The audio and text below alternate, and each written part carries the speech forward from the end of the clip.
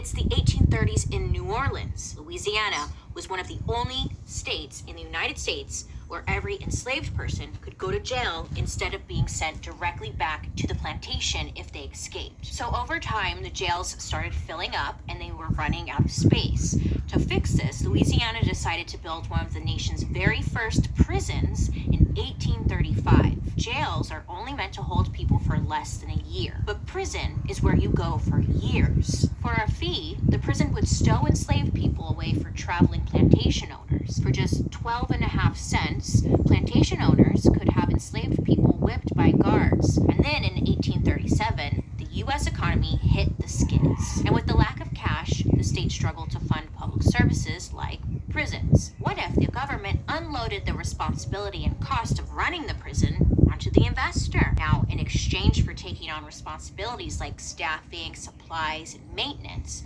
the new owner had full control over the prisoners. And this meant they could do whatever they wanted with them. What if we rented them out for like a little fee every day? This was called convict leasing. And since prisoners weren't treated like actual human beings, there was no punishment if a leased prisoner died. If that sounds a lot like slavery, that's because convict leasing was an intentional strategy to keep Black Americans down. On December 6, 1865, the 13th Amendment outlawing slavery was ratified, but the 13th Amendment didn't actually fully abolish it, because the first part says slavery in the United States is illegal, but then it also said except as a punishment for crime. At the same time, the 13th Amendment came into existence, a bunch of laws started popping up across the country called black codes. One law in Mississippi criminalized Black people from hanging out in large groups. In Florida, the formerly enslaved would be punished with a public whipping if they walked into an all-white church. And in Louisiana, all freedmen needed to have a job working for a white person, or they could go to jail. And when the jails filled up, inmates got sent to prison. Since plantation owners now had to actually pay their workers instead of enslaving them, many plantations and factories went out of business because they no longer had access to enslaved people. And one man saw a way to take advantage of all of this. He went by the name Samuel Lawrence James. Sam had the idea to use his fortune to purchase his own prison. Sam bought a ton of land, invested in heavy machinery, and built a full-blown factory right inside his prison. Maybe you can guess who is working the machinery for no money. It's the prisoners. So Sam controlled Louisiana's entire convict labor force and supplied the state and all of its private businesses with labor. He bought himself a lot of plantations, but his favorite was a 9-bedroom mansion on a huge estate known as the Angola Plantation. His family used the inmates as personal laborers in their homes and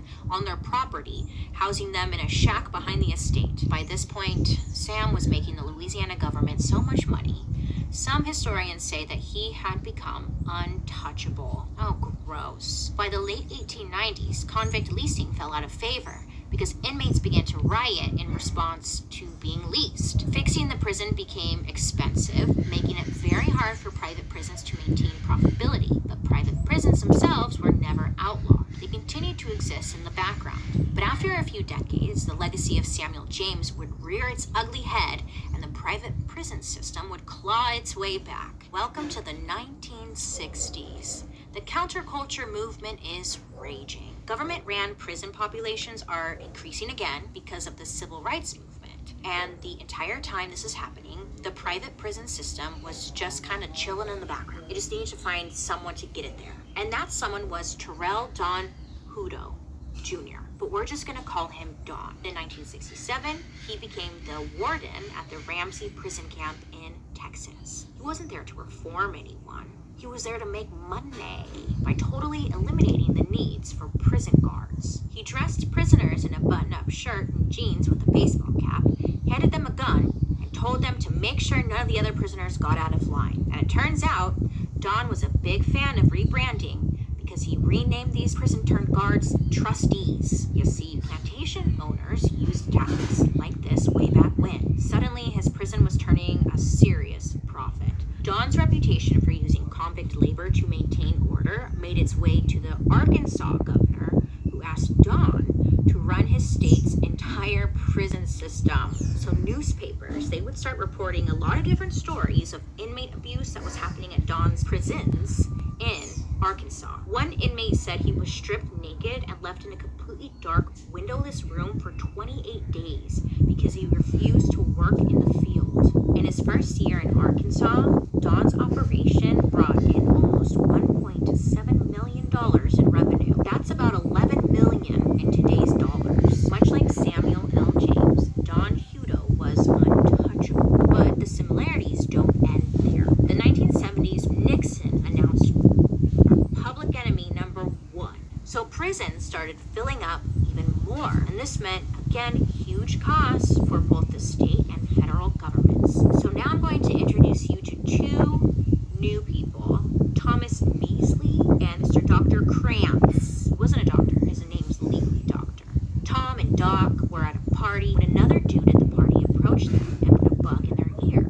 He's like, hey, opening a private prison would be a heck of a venture for a young man. The only problem, they didn't know squattily about prisons. But they did know of a guy who knew tons about profiting from prisons. Don Hudo. In 1983, Tom, Doc, and Don created the Corrections Corporation of America, also known as CCA. President Ronald Reagan had recently announced a new detention policy meant to deter undocumented people from migrating, aided by the war on and the U.S. border with Mexico becoming a battleground.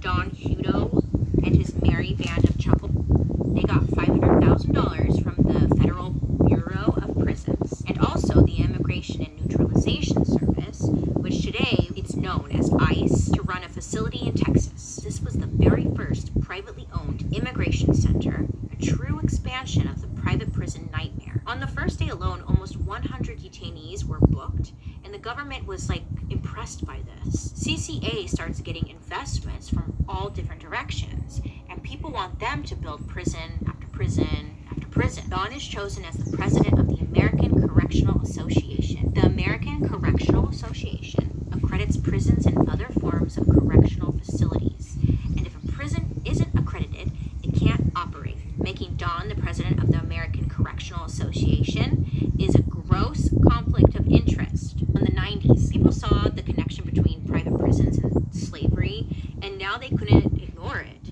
So private prisons started to be a harder sell. Remember when 9/11 happened? Locking up immigrants became much easier to do. Dr. Krantz even founded the Homeland Security Corporation with his son that same year while still being a part of CCA. CCA decreased inmates' medical care. They also reduced the training time of guards because training programs cost money. What could possibly go wrong?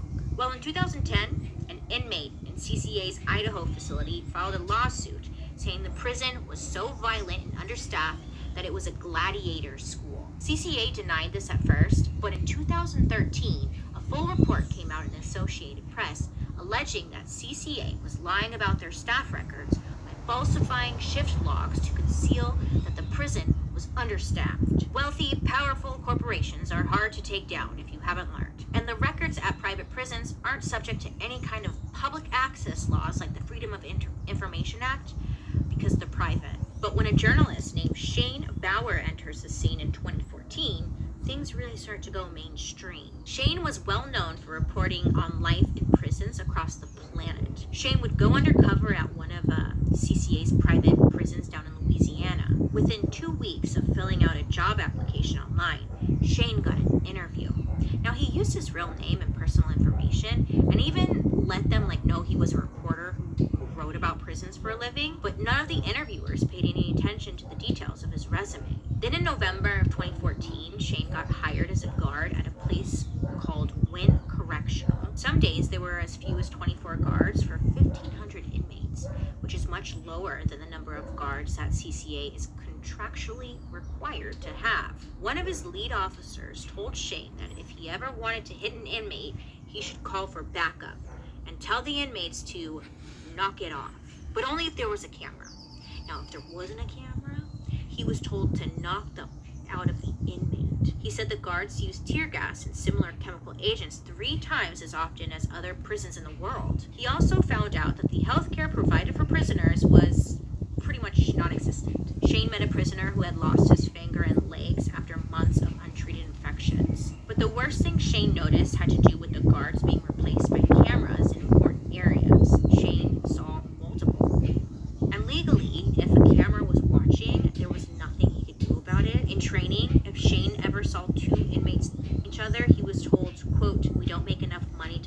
themselves in that situation.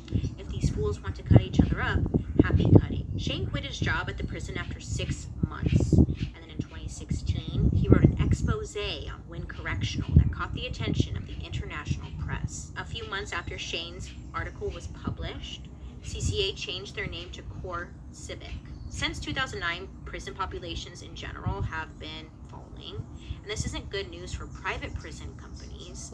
Coincidentally, Core Civic, between 2009 and 2020, they spent almost $14 million on lobbying efforts. You have to spend that much money convincing someone that what you do is good. Maybe it isn't. Still, Core Civic's revenue in 2020 was $1.9 billion. Imagine where we would be if all that money went to actually rehabilitating people instead of locking them up. Now, one of President Biden's first executive orders said federal prisons can no longer be privately run, but private prison owners, they need their millions. Instead, they're expanding even more into immigrant detention centers and electronic monitoring. A billionaire loves a rebrand. By putting people in cages and putting a monetary value on that, companies like Core Civic are keeping slavery alive and well even today. Bye.